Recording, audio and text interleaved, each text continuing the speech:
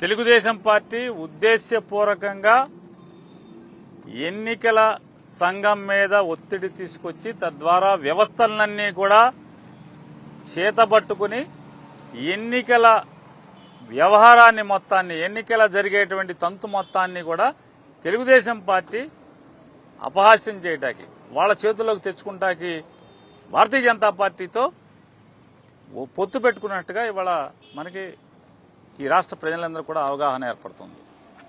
ఇవాళ రాష్ట్రంలో ఏ మూల చూసినా కూడా తెలుగుదేశం పార్టీ దుడుకు చర్యలు, దుందుడుకు చర్యలు, దౌర్జన్య కాండలు చేస్తున్నంతసేపు పోలీసు వ్యవస్థ కళ్లప్పగించి చూస్తూ వారి జోలికి వెళ్లకుండా కట్టడి చేయకుండా ఉద్దేశపూర్వకంగా తెలుగుదేశం పార్టీ వారితో లోబడిపోయి లొంగిపోయి ఎక్కడన్నా వైసీపీ వాళ్ళు తెలుగుదేశం చేసినటువంటి దాడులకి తిరుగుదాడి చేస్తుంటే లేకపోతే ఆత్మరక్షణ కోసం వాళ్ళని కాపాడుకునే ప్రయత్నంలో తిరగబడుతుంటే మొత్తం వైసీపీ వాళ్ళందరి మీద కూడా తప్పుడు కేసులు కడతాం.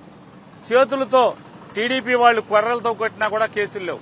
కానీ దాన్ని తిరుగుబాటుగా ఆత్మరక్షణ కోసం వైసీపీ వాళ్ళు చేతులతో ఎక్కడన్నా తిరగబడితే 307 తప్పుడు కేసులు అన్ని డీజీపీ గారికి కూడా చెప్పాం. అలా కడుతున్నారా అన్నాడు. కడుతున్నారని నేను రాతపూర్వకంగా ఇవ్వండి, ఖచ్చితంగా నేను యాక్షన్ తీసుకుంటాను, ఎటువంటి తప్పుడు అధికారి మీదైనా మేము చర్య తీసుకుంటామని చెప్తే వారికి చెప్పాం. అయ్యా ఇవాళ అంబటి రాంబాబు గారు కూడా మాట్లాడారు. ఇవాళ total law and order failure అంతా కూడా పోలీస్ ఫెయిల్యూర్. ఈ ఎలక్షన్ తర్వాత జరిగేటువంటి హింస అంతా కూడా పోలీసుల యొక్క ఫెయిల్యూర్ మూలంగానే ఇదంతా జరుగుతుంది. ఎక్కడైతే పోలీసులు నిశ్చర్యగా ఉంటున్నారో, ఎక్కడైతే పోలీసులు ఫోన్ కాల్స్ వచ్చినా కూడా యాక్షన్ కి దిగట్లేదో, ఎక్కడైతే తెలుగుదేశం పార్టీ ధ్వంస కార్యక్రమాలు దౌర్జన్యకాండలు చేస్తున్నప్పుడు వాళ్ళు నిలువరించకుండా వాళ్ళని కట్టడి చేయకుండా ఎక్కడ ఉంటున్నారో అక్కడే ఈ కార్యక్రమాలన్నీ జరుగుతున్నాయి. తిరుపతి చూసుకుందాం. తిరుపతిలో వైఎస్ఆర్ కాంగ్రెస్ పార్టీ నాయకుడు పోలింగ్ స్ట్రాంగ్ రూమ్ దగ్గరికి వెళ్తే అతని కారు మీద దాడి చేసి ధ్వంసం చేస్తే పోలీస్ యాక్షన్ లేదు. కనీసం ఆపిన పోలీసు లేడు. కానీ అది జరిగిన గంటకు కూడా పోలీసు వచ్చి ఆపటం గాని, పోలీసు వచ్చి వాళ్ళని అరెస్టులు చేయడం గాని, చట్టపరమైన చర్యలు తీసుకోవడం గాని చేయకపోబట్టే ఇవాళ తిరుగుబాటు ఇదంతా కూడా. వెంటనే వైఎస్ఆర్ కాంగ్రెస్ పార్టీ వాళ్ళు పోలీసులు చేస్తున్నటువంటి తప్పుడు చర్యలకి మరి తిరుగుబాటు చేస్తే ఇవాళ ఏదో పెద్ద అక్కడ ఏదో జరిగిపోతుందని పల్నాడులో వినుకొండ నియోజకవర్గంలో చూసుకున్నా, లేదా సత్తెనపల్లి నియోజకవర్గంలో చూసుకున్నా, నరసరావుపేటలో చూసుకున్నా, మాచర్లలో చూసుకున్నా, ఎక్కడ చూసుకున్నా కూడా తెలుగుదేశం పార్టీ ధ్వంసకాండకి తెరలేపితే అక్కడ పోలీసులు ఎక్కడా కూడా కనీసం పట్టించుకోని పరిస్థితి. అయ్యా మమ్మల్ని కొడుతున్నారు, చంపుతున్నారని ఎస్పీకి ఫోన్ చేసినా కూడా మేము చర్య తీసుకుంటామని ఎవడే చెప్తే ఒక్క పోలీసు వచ్చిన వాళ్ళు లేడు. ఏమైపోయారు ఈ పోలీసులు అందరూ కూడా? ఎక్కడున్నారు అంటే ఉద్దేశపూర్వకంగా ఒక దీపక్ మిశ్రా అనేటువంటి రిటైర్డ్ ఆఫీసర్ని, ఎన్నికలకు ఎవడన్నా అబ్జర్వర్ గా రిటైర్డ్ ఆఫీసర్ని ఎవరిని వేస్తా అండి? అకౌంటబిలిటీ ఏముంటుంది? వాడికి బాధ్యత ఏముంటది? ఎవరికి అతను ఆన్సర్ చెప్పేటువంటి పరిస్థితి ఉంది? అకౌంటబిలిటీ లేనటువంటి ఒక రిటైర్డ్ అధికారిని పోలీస్ అబ్జర్వర్ గా ఆంధ్రప్రదేశ్ రాష్ట్రానికి పంపించి అతను సరాసరి ప్రతి ఎస్పీకి ఫోన్ చేసి థ్రెటన్ చేస్తున్నాడని అన్ని వార్తలు వస్తున్నాయి. ఇవాళ పోలీసు అందరూ కూడా వాపోతున్నట్టుగా విలేకరులు చెప్తున్నారు. పోలీసులు పెద్ద అధికారులు మాకు చెప్పుకుంటున్నారు. ఏం చేస్తామండి, ఢిల్లీ నుంచి ఒక రిటైర్డ్ ఐపీఎస్ ఆఫీసర్ అబ్జర్వర్ గా వచ్చాడు, అతను డైరెక్ట్ గా ఫోన్ చేసి థ్రెటన్ చేస్తున్నాడు, నిన్ను సస్పెండ్ చేస్తాను, ఎలక్షన్ కమిషన్ కి నీ గురించి రాస్తాను, ఢిల్లీకి రాస్తాను అని చెప్పి థ్రెటన్ చేస్తున్నాడు. సార్ ఏకపక్షంగా తెలుగుదేశం పార్టీకి, భారతీయ జనతా పార్టీకి లొంగిపోమ్మని చెప్పని థ్రెటన్ చేస్తున్నాడని చెప్పిన వార్తలు వస్తున్నాయి. మరి ఇంకా పోలింగ్ అయిపోయాక కూడా ఈ అబ్జర్వర్ ఇక్కడ అవసరమా అని అడుగుతున్నాను. ఇన్ని గొడవలకు కారణమైనటువంటి ఈ అబ్జర్వర్ ఇక్కడ ఉంచాలా? ఇంకా రిటైర్ అయినటువంటి కావాలా? ఏ ఒక్క ఉద్యోగంలో ఉన్నటువంటి ఒక్క ఐపీఎస్ ఆఫీసర్ లేడా? కేంద్ర ప్రభుత్వానికి గాని, ఎన్నికల సంఘానికి, కేంద్ర ఎన్నికల సంఘానికి గాని ఒక్కడు కూడా ఉద్యోగం చేసేటువంటి సర్వీస్ లో ఉన్న ఒక్క ఆఫీసర్ కూడా లేడు.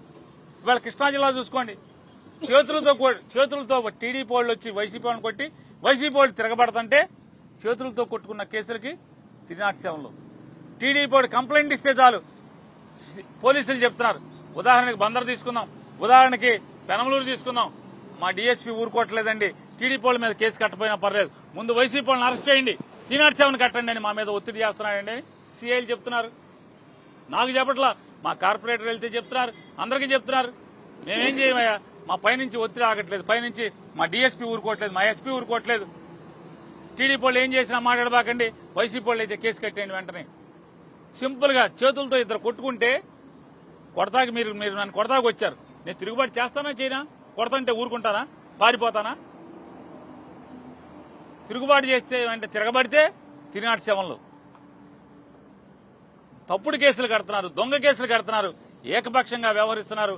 ఇవాళ మాచర్లు తీసుకోండి, లేదా గురజాలు ఈ ప్రాంతంలో అంతా కూడా ఎక్కడెక్కడైతే పోలీసు అధికారుల మీద పురంధేశ్వరి కంప్లైంట్ పెట్టిందో ఆ మార్చిన చోటే హింస జరుగుతుంది ఇవాళ.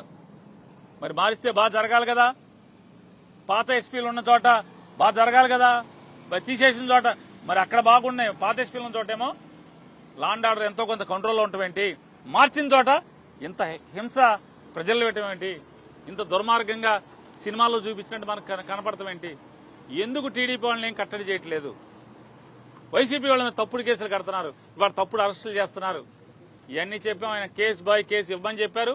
వారికి ప్రతి ఊర్లో ఆఖరికి తాడిపత్రిలో కూడా ఎంత దుర్మార్గం జరిగిందో, ఏ రకంగా జరిగిందో, పోలీసు ఏ రకంగా ప్రేక్షక పాత్ర, తెలుగుదేశం పార్టీ ధ్వంసరచనకి ఏ రకంగా ప్రేక్షక పాత్ర పోషించి వారిని పరోక్షంగా ఎంత ప్రోత్సహించారో ఇవాళ మన అన్ని కూడా ఆయన చెప్పడం జరిగింది. ప్రతి ఊరి గురించి కూడా ఆయనకు రికమెండేషన్ ఇచ్చాం, కేసు వారీగా అన్నిటి మీద ఆయన తప్పకుండా నేను విచారణ చేస్తాను, అందరి మీద ఎవడెవడున్నాడో ఆ తప్పుడు అధికారిని అందరి మీద సస్పెండ్ చేస్తానని కూడా డీజీపీ గారు మాట చెప్పారు.